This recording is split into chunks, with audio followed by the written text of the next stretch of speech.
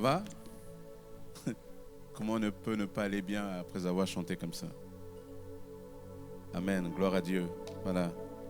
Merci au groupe de louanges. Voilà, on peut les remercier. Voilà. De nous avoir conduits dans ce temps. Amen. Nous voulons saluer celles et ceux qui sont là pour la première fois. Que le Seigneur vous bénisse au milieu de nous ce matin à Église en Action. Je vous invite à ouvrir la parole de Dieu dans le psaume 91 à partir des versets 14. Nous lirons des versets 14 à 16. Psaume 91, versets 14 à 16. Puisqu'il s'attache à moi, je le ferai échapper. Je le protégerai, puisqu'il connaît mon nom. Il m'invoquera et je lui répondrai. Je serai moi-même avec lui dans la détresse. Je le délivrerai et le glorifierai. Je le rassasierai de longs jours et lui ferai contempler mon salut. Amen. Prions. Seigneur, nous te bénissons, Père éternel, pour ta parole. Merci pour cette bonne parole qui est là pour encourager ton peuple, pour éclairer.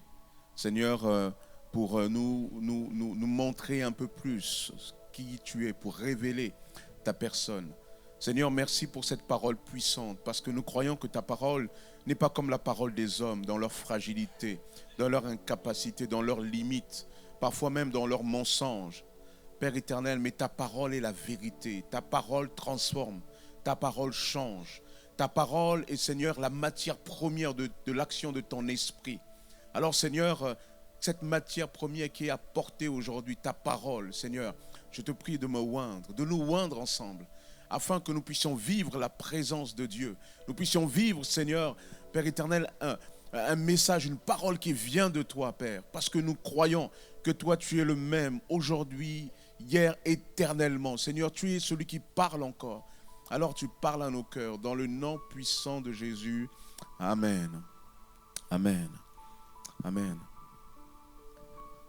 Lorsque je réfléchissais à quoi vous apporter ce matin, ça ne venait pas facilement parce que c'est un mois très chargé, un mois particulier. Et alors, j'étais encore à régler les choses auparavant. Et quand est venu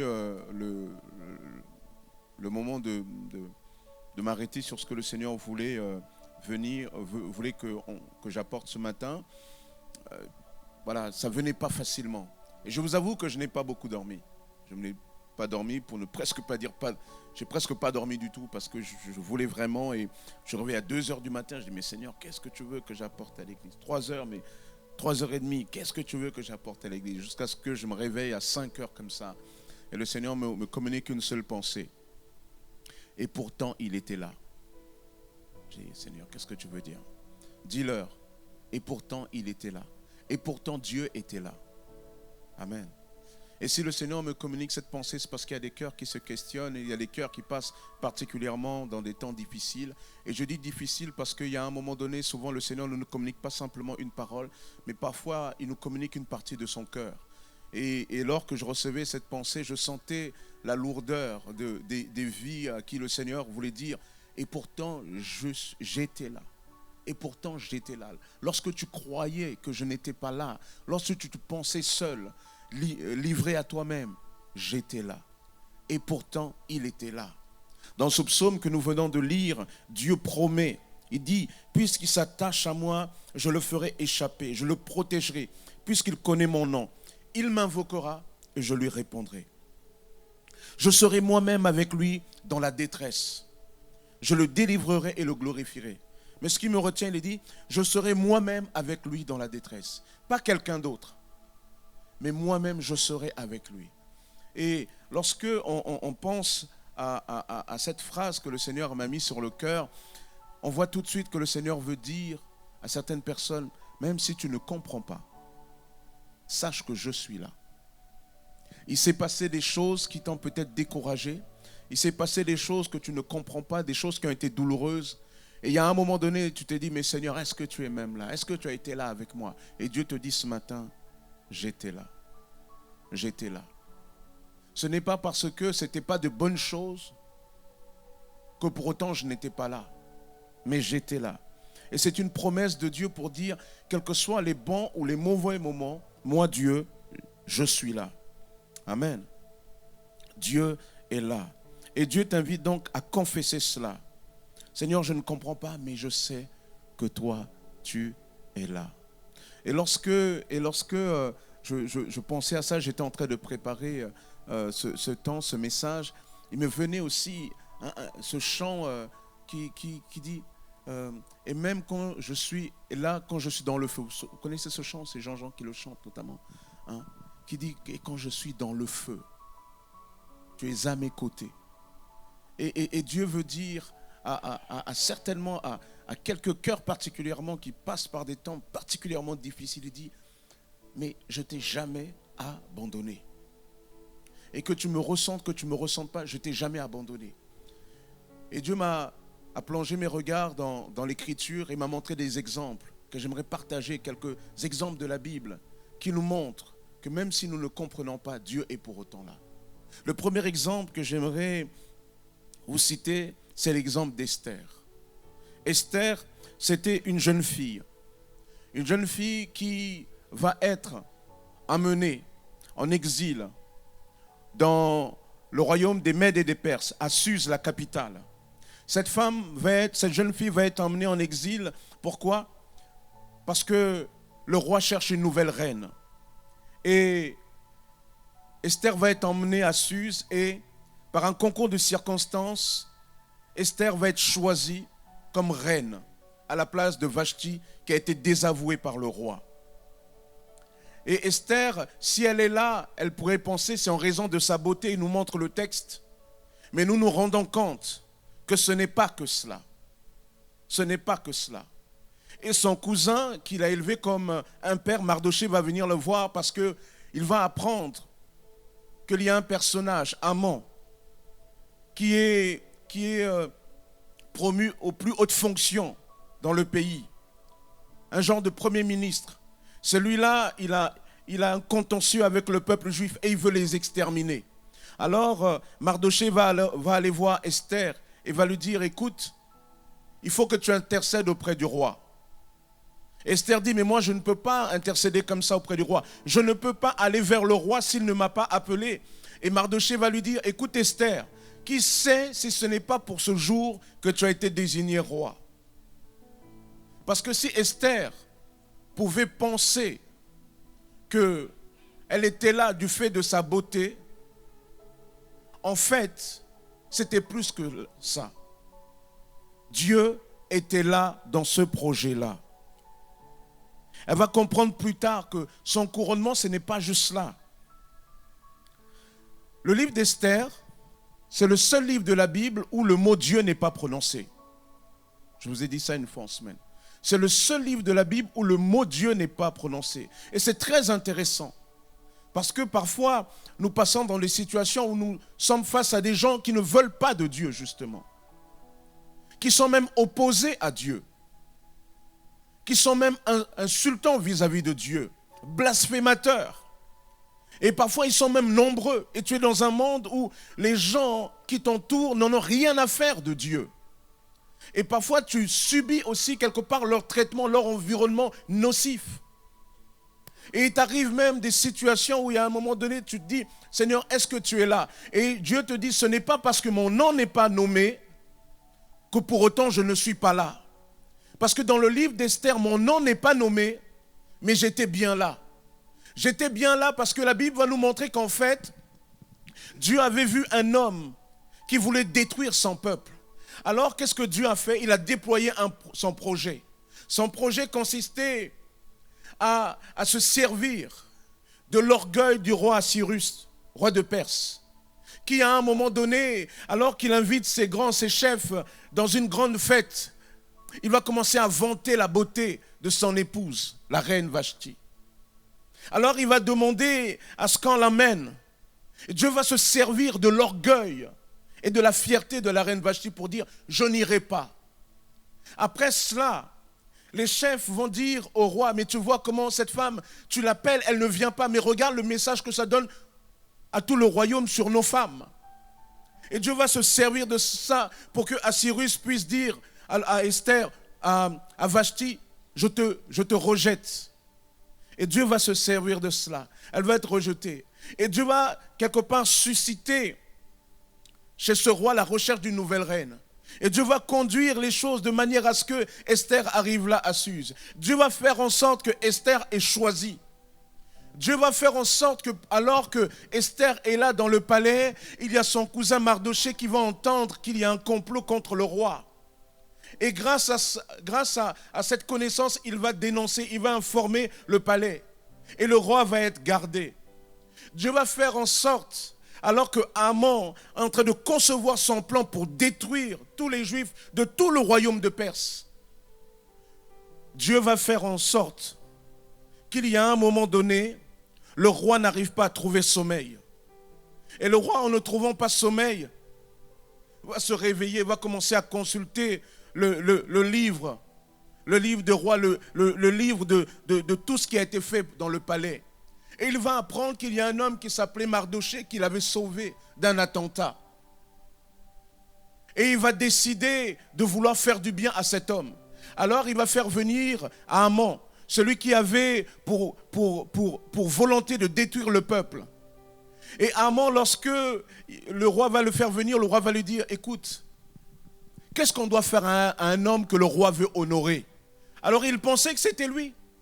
Il dit, mais tu sais, l'homme que tu dois honorer, tu prends le cheval du roi, tu le mets dessus, tu traverses toute la ville et on scande son nom, etc. Voilà. Lui, il s'imaginait en fait. Et là, le roi lui dit, ok, ça c'est bien, ça c'est super, ah ouais, c'est génial. Ben, tu vas prendre Mardochée là et tu vas le mettre sur mon cheval et tu vas scander son nom. Dieu avait suscité cela.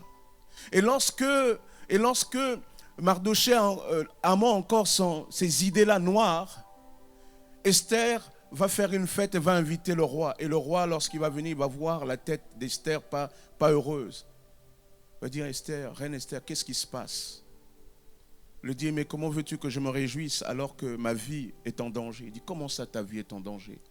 Quelqu'un a prévu de me démolir et de te mécontenter au roi. Comment ça? Cet homme-là, dis-le-moi, je vais l'exécuter.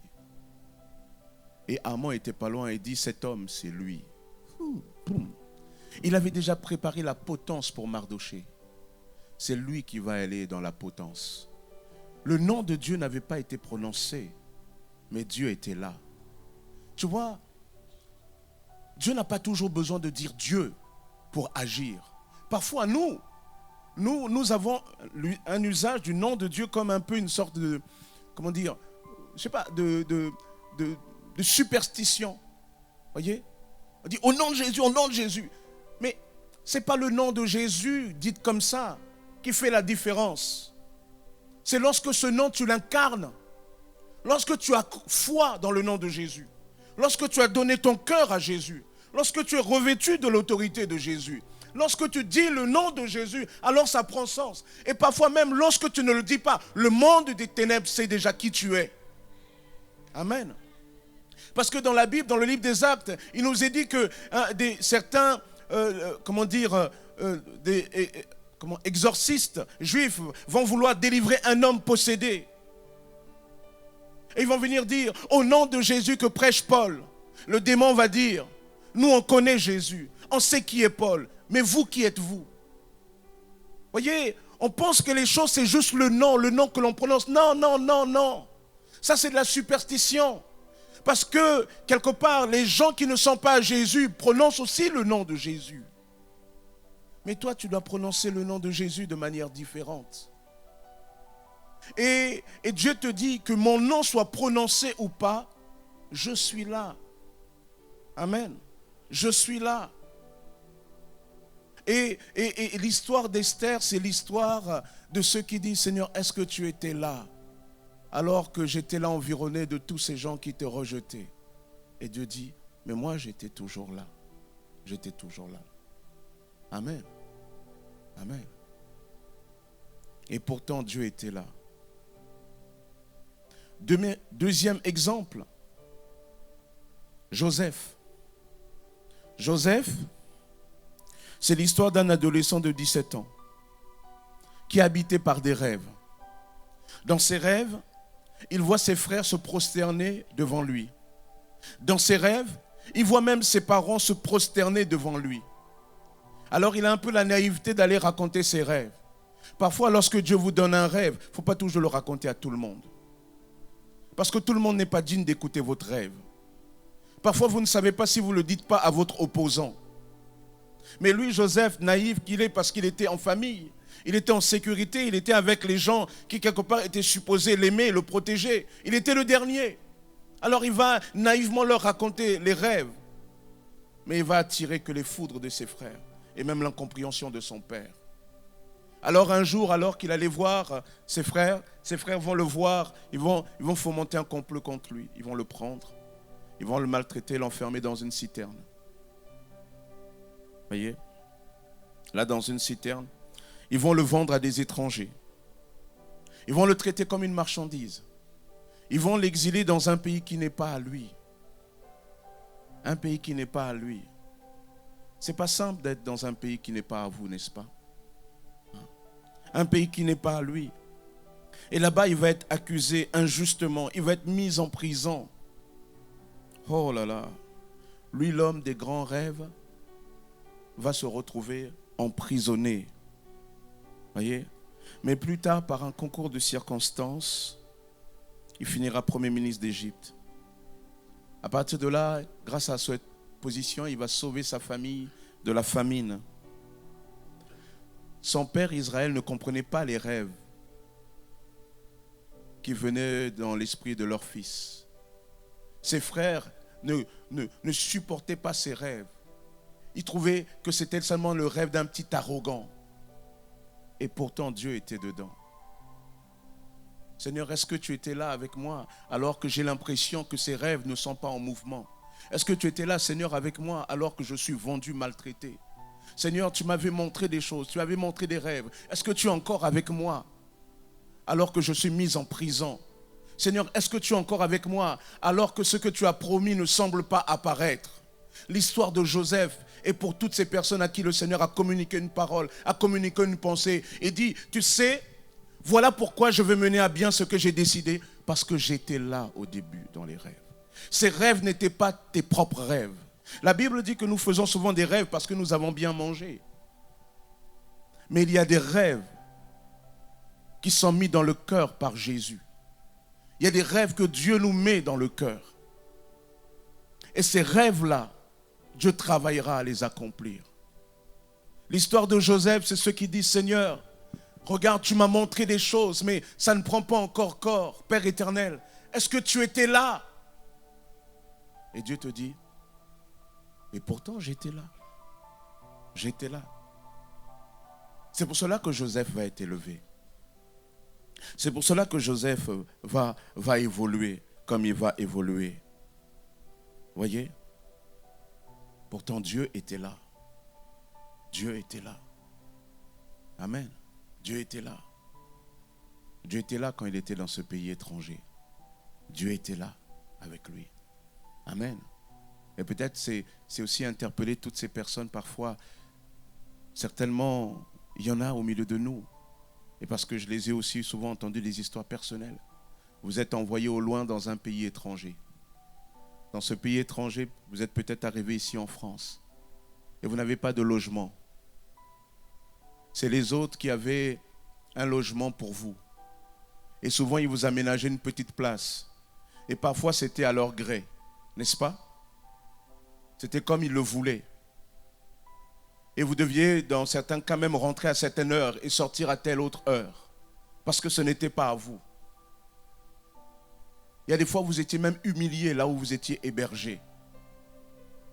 Comme si ça ne suffisait pas.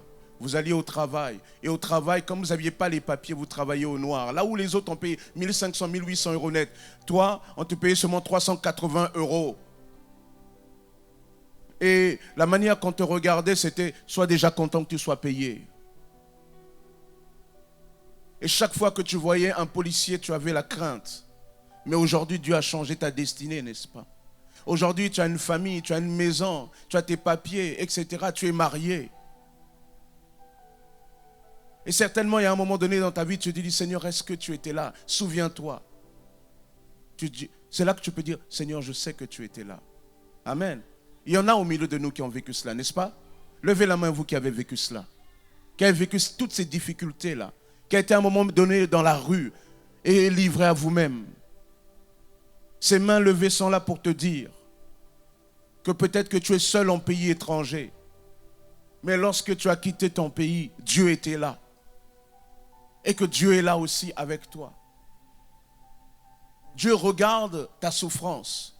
Dieu regarde le fait que tu sois là seul. Et parfois, c'est une bataille seule.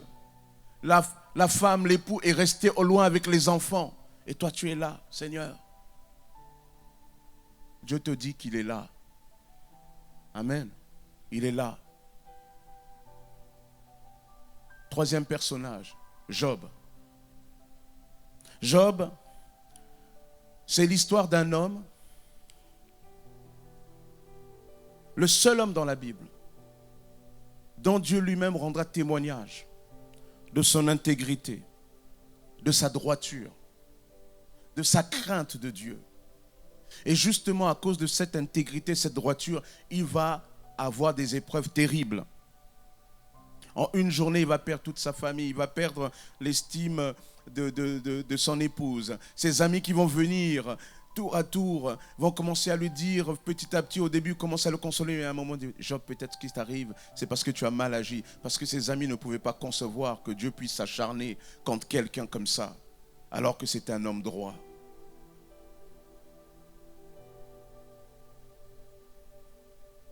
Et pourtant, Dieu était là. Toi, tu dis, mais Seigneur, moi, j'ai toujours bien fait devant toi. J'ai toujours bien agi devant toi. Je me suis toujours bien comporté avec les autres. Et Seigneur, regarde ce qui m'arrive. Et l'histoire de Job est là pour dire que malgré ta justice, malgré ta droiture, oui, il peut t'arriver l'épreuve. Mais sache que dans l'épreuve, Dieu est là aussi. Parce que la fin du livre de Job témoigne d'un Dieu qui est là. Un Dieu qui va le bénir, un Dieu qui va le fortifier. Le livre de Job, c'est cela. C'est le livre de l'épreuve. Est-ce qu'un juste peut passer par l'épreuve? Oui, nous dit Job. Et il n'y a pas de doute parce que ce juste-là, Dieu lui-même témoigne de la justice, de la droiture de cet homme. Et pourtant, il va passer par l'épreuve. Et pourtant, Dieu était là. Dieu était là. Ne lis pas ta vie par rapport à aujourd'hui. Lis ta vie par rapport aux promesses que Dieu t'a données. Lis ta vie par rapport à ce que Dieu a inscrit en toi. Lis ta vie par rapport à ce que Dieu dit dans sa parole. Mais ne lis pas ta vie par rapport aux circonstances présentes parce que ça serait faussé. Ça, c'est juste des périodes intermédiaires. Alors confesse. Tu dis, Seigneur, je ne comprends pas tout, mais je crois que toi, tu es là. Je crois que tu tiens ma vie entre tes mains. Amen. Et pourtant, il était là. Et pourtant, il était là. Quatrième personnage, Moïse. Moïse, c'est l'histoire d'un petit bébé, un petit garçon, petit bébé de 3 mois. Son histoire commence dans une corbeille. On dit même dans une caisse, selon certaines versions. En jonque. Il est là, sur le fleuve, sur le Nil. Et quand on regarde l'histoire de cette personne, on se dit, mais quel espoir il peut y avoir. Un bébé de 3 mois, il est plus que jamais dépendant. Il ne peut pas se changer lui-même. Il ne peut pas se nourrir tout seul. Il ne peut pas boire tout seul. Et même quand il mange, il a besoin qu'on le prenne pour faire son rôle. Il ne peut pas. Alors, cet enfant était condamné à mourir. Si seulement les gens savaient que dans cette caisse-là, il allait y avoir le grand libérateur d'Israël, le grand législateur, même de nos sociétés modernes. Parce que toute personne qui a fait du droit à un moment donné a étudié les 10 commandements. C'est parfois même le fondement dans le droit de nombreux pays, les 10 commandements. Moïse en est quelque part on pourrait dire du point de vue humain, l'auteur. Qui aurait cru? Qui se trouverait dans cette boîte, la personne dans la fin de la vie dira, il ne s'est plus levé en Israël de prophète comme Moïse que l'Éternel connaissait face à face. Il est incomparable pour tous les signes et prodiges que l'Éternel envoya faire au pays d'Égypte contre les pharaons, contre ses serviteurs et contre tout son pays. Et pour les actes très redoutables que Moïse accomplit à main forte sous les yeux de tout Israël. Dieu dira de Moïse et surtout au peuple, lorsque je vous parlerai par des rêves, des songes, des visions. Mais il n'en est pas ainsi de mon serviteur Moïse. Moïse voyait une représentation concrète de Dieu. C'est pour cela que Dieu était intransigeant avec lui. Lorsqu'il a désobéi ne serait-ce qu'une fois, ça lui a coûté l'entrée dans le pays promis. Pour nous rappeler que lorsque plus Dieu vous donne, plus vous avez la responsabilité. Et Moïse, là, quand on voyait donc dans ce caisson, on se dit, mais qui aurait cru qu'il y aurait cette personne-là? Quand on voyait ce bébé, on dit, waouh, il n'y a plus beaucoup d'espoir. Et pourtant, Dieu était là. Moïse, l'histoire, c'est l'histoire des démarrages, des petits commencements. La Bible dit de ne jamais mépriser les petits commencements. L'histoire des personnes sur qui, au premier abord, on ne parie pas. On dit, lui là, sur le fleuve, il va partir, il va mourir. Et pourtant, Dieu était là. Et c'est Dieu qui va faire que lorsque la servante de la fille du pharaon va trouver la caisse, va l'emmener vers la fille, ils vont ouvrir, ils vont voir le bébé. C'est Dieu qui va faire qu'elle va être touchée de compassion pour ce petit garçon. C'est Dieu qui va faire qu'elle va l'accueillir, l'adopter comme son fils. C'est Dieu qui va faire que, tout en étant son fils adoptif, c'est Moïse qui va être nourri par les mamelles de sa maman. Waouh! Et c'est Dieu qui va faire que Moïse va être élevé dans la maison de Pharaon. C'est Dieu qui va faire ce que Moïse est. Et pourtant, Dieu était là. Dieu était là.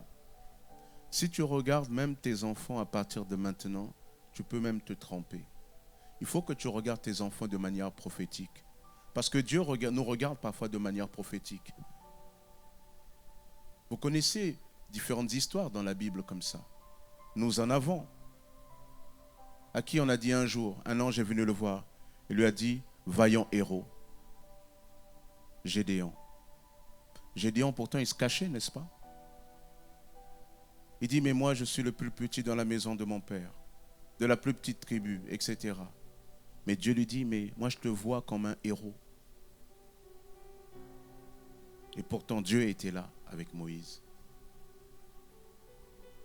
Il ne faut pas que tu te regardes par rapport à tes études. Il ne faut pas que tu regardes par rapport à ton environnement. Il faut que tu apprennes à te regarder comme Dieu te voit, à partir de sa parole, à partir de ses promesses. Il faut que tu regardes ta famille de cette manière aussi. Quelle que soit l'adversité, quelles que soient les difficultés, ton destin, le destin de ta famille n'est pas scellé. Mais il faut que tu libères des paroles de proclamation, des paroles de bénédiction sur ta famille. C'est très important. Amen. Qui l'aurait cru? Moïse. Et pourtant, Dieu était là aussi. Dernier personnage que vous savez que j'aime beaucoup, c'est Lazare. Lazare, c'est l'histoire d'un des rares hommes appelés amis de Jésus, qui après être tombé malade va rapidement mourir. Mais les sœurs, avant qu'il ne meure, Marthe et Marie vont envoyer des émissaires vers Jésus. Mais Jésus ne va pas venir. Les émissaires vont revenir au bredouille. Et il y a un moment donné, elles vont espérer, et Jésus ne va pas venir, et leur frère va mourir. Et lorsque Jésus va venir enfin dans leur village, Béthanie, elles vont dire tour à tour, Seigneur, si tu avais été ici, mon frère ne serait pas mort. Si tu avais été ici, Seigneur. Vous entendez? Si tu avais été ici. Et pourtant, Dieu était là. Dieu était là. Parce que lorsqu'on va dire à Jésus, cette maladie, que Lazare est mort, Lazare est malade, Jésus va dire, cette maladie n'est pas pour la mort. Mais pourtant, Lazare va mourir. Peut-être qu'il y a des gens qui ont dit sur toi que toi, ta situation, c'est mort.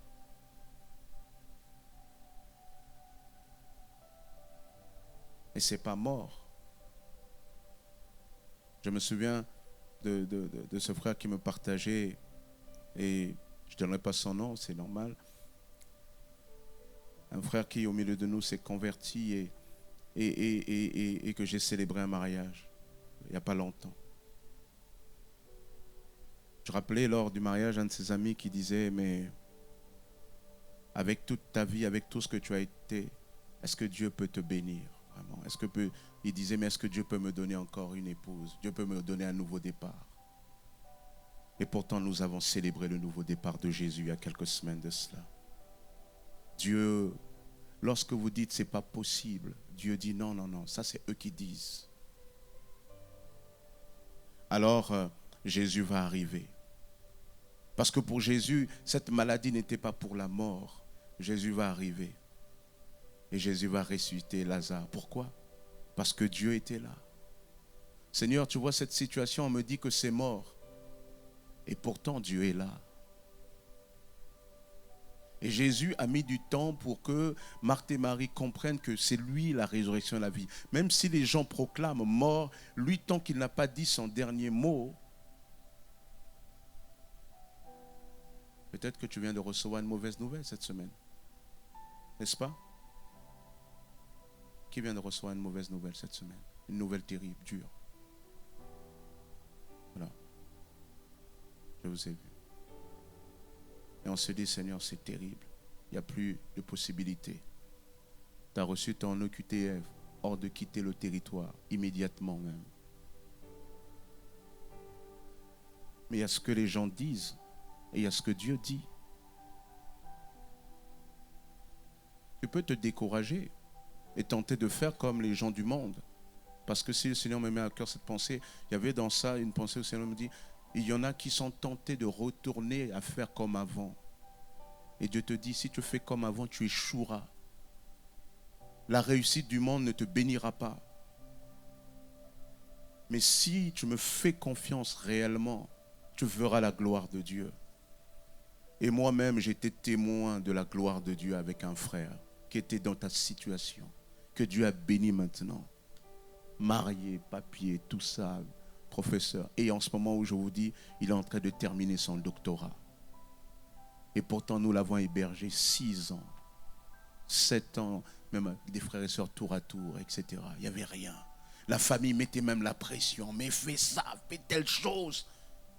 J'aime pas des choses propres, pas des choses légaux, pas des choses qui sont là pour glorifier Dieu. Et lui, il a refusé. Et parce qu'il a refusé, on l'a mis dehors. Mais aujourd'hui, la relation a été restaurée. Parce que lui, il n'a pas gardé rancune.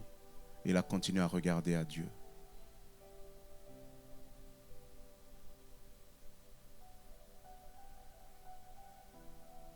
Seigneur, si tu viens, tu vas retrouver un tombeau, des projets enterrés.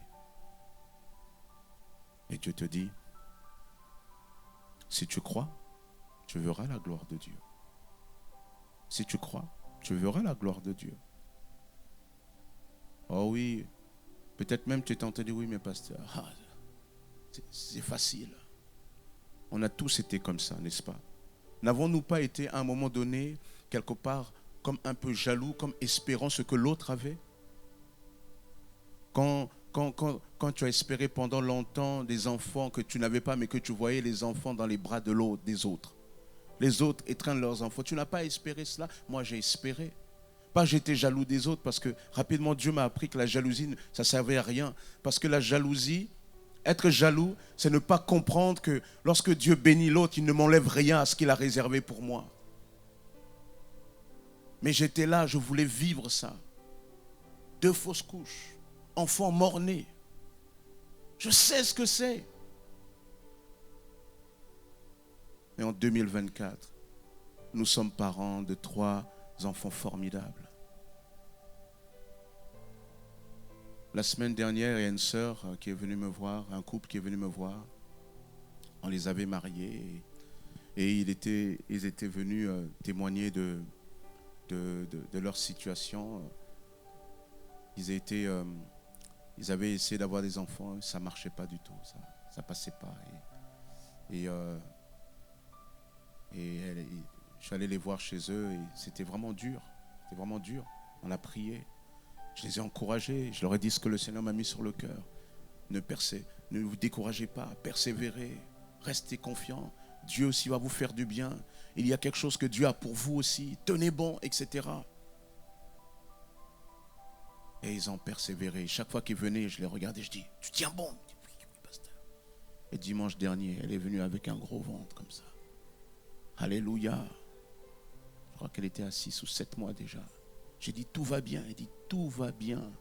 L'enfant, il nage bien à l'intérieur. Alléluia. Et à un moment donné, on se dit, c'est pas pour moi, si, c'est aussi pour toi. Moi, la première fois que j'ai eu mes enfants, mon premier garçon, Noah, j'ai dit, waouh, Seigneur, même pour moi aussi. Moi aussi, je peux être papa. Waouh. Un garçon qui n'a jamais connu de papa et que vous êtes papa. Waouh. Quelle grâce. Quelle grâce. Et quand on est arrivé à la fin et que j'ai dit, Seigneur, voilà, raison de la santé, mon époux, Seigneur, c'est bien 3, mais on est à 2, allez, on se termine là. Tu nous donnes pour terminer une fille. Seigneur nous a donné une jolie petite fille. Wow. Moi aussi, Seigneur, je peux avoir une fille. Et moi, je dis, Seigneur, c'est bon. Les gens disent, c'est pas possible. Est-ce que tu as interrogé Jésus sur ce qu'il pense de ce que pensent les gens? Seigneur, si tu avais été ici, mon frère ne serait pas mort. Et pourtant, j'étais là.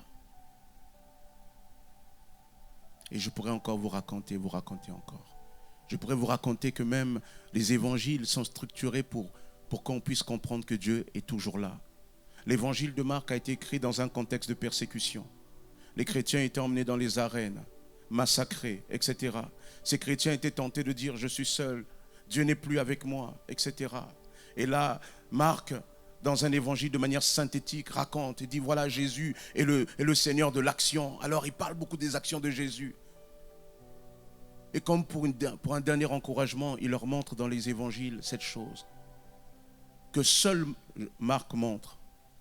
Marc est le seul qui dit, pour les tentations de Jésus, il a été 40 jours dans le désert, tenté par le diable, mais au milieu des bêtes sauvages, mais les anges le servaient.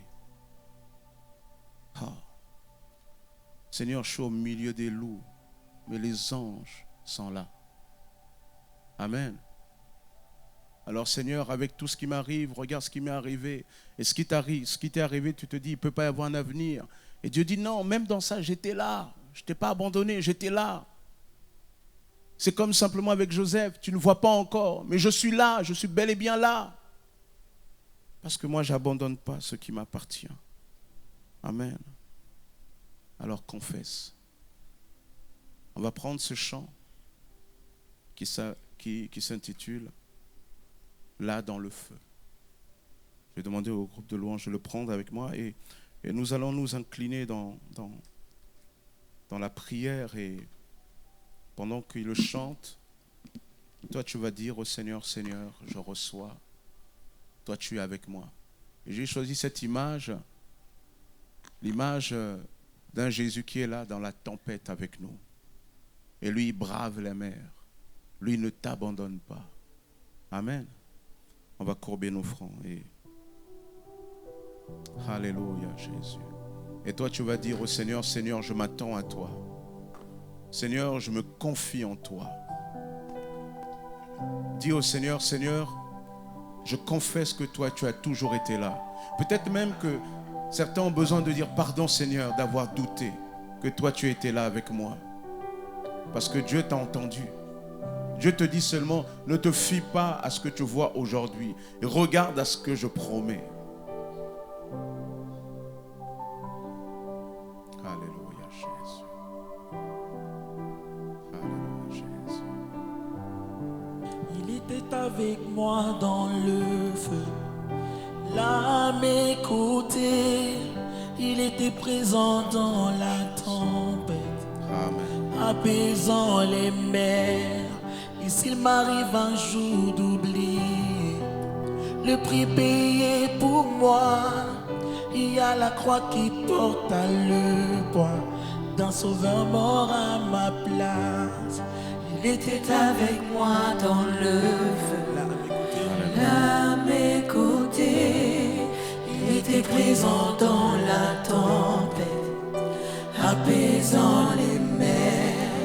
Et s'il m'arrive un jour Laisse Dieu te parler dans ta situation. Reçois par la foi. Il y a la croix qui porte à le Reçois. Sauveur Et mort confesse le nom de Il est Jésus. avec moi, il est avec moi dans le là à mes côtés. à mes Il était côtés. présent dans la Il est tempête, présent dans la tempête, apaisant les mers. apaisant Et les s'il mers. m'arrive un jour S'il d'oublier m'arrive un jour d'oublier la puissance de sa la grâce, puissance de sa grâce, tombeau, il y a un tombeau qui et cette éteint. puissance vit en moi. Sa puissance vit en moi. Je vois la lumière, Je vois la lumière dans les ténèbres alors qu'elle fuit de Amen. Confesse-le. J'entends dans les cieux Alléluia. un rugissement quand sa gloire nous envahit. Je sens la terre trembler là sous nos pieds alors que les murs s'effondrent. Elle ne peut nous séparer. Elle ne peut nous séparer. Je vois la lumière dans les ténèbres alors qu'elle fuit devant lui. J'entends dans les cieux un rugissement quand sa gloire nous envahit. Je sens la terre trembler là sous nos pieds alors que les murs s'effondrent. Rien ne peut nous séparer. Rien ne peut nous séparer. avec moi dans le feu. Là, mes côtés, Il sera présent dans la il tempête, sera présent dans la tempête, apaisant les mers. apaisant les Et mers. s'il m'arrive un jour S'il d'oublier m'arrive un jour d'oublier ta bonté envers moi, ta bonté envers je me moi, réjouirai même dans je me l'épreuve, réjouirai même dans car je les- sais que tu es là. car je sais que tu Tu es seras là. avec moi. Tu seras avec moi dans le feu. Là, à mes côtés, Il sera il présent, sera présent dans la tempête, apaisant les mers. apaisant les mers. S'il m'arrive un S'il jour m'arrive un d'oublier jour d'oublier ta bonté envers moi, bonté envers je moi, me réjouirai même je dans me réjouirai l'épreuve, même dans l'épreuve, car je sais que tu es là. Amen. On peut se tenir debout et terminer ensemble en confessant. Si le Seigneur a parlé à ton cœur, dis au Seigneur, dis ces paroles avec moi. Seigneur, j'ai entendu ta parole. Seigneur, je crois que tu es avec moi dans la tempête, dans le feu. Je crois que tu étais là avec moi. Je crois que ce que tu commences, tu le termines. Alors Seigneur, je te demande pardon d'avoir douté. Mais je te fais confiance à nouveau. Je me confie en toi. Seigneur, je laisse ta paix pénétrer mon cœur. Je laisse ta vie conduire ma vie. Seigneur, je reçois par la foi ton amour pour moi. Cet amour qui ne me lâche pas. Je confesse, Seigneur, ta présence dans ma vie. Amen. Alléluia. Gloire à notre Dieu. Amen. Amen. Amen. Amen. Que Dieu vous bénisse.